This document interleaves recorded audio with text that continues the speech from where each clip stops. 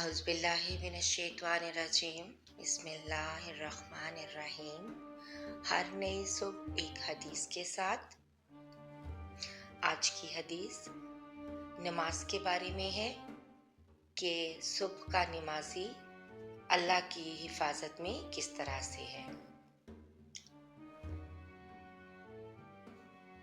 نبی کریم صلی اللہ علیہ وآلہ وسلم نے فرمایا،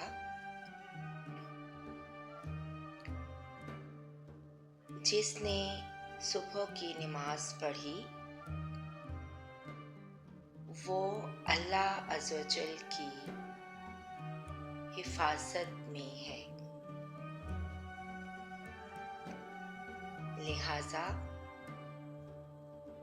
تم اس کو نقصان پہنچا کر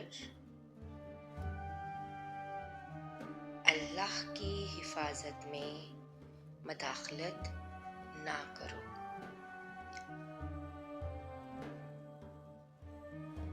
یہ حدیث سنن ابن ماجہ سے لی گئی ہے، حدیث نمبر 3946۔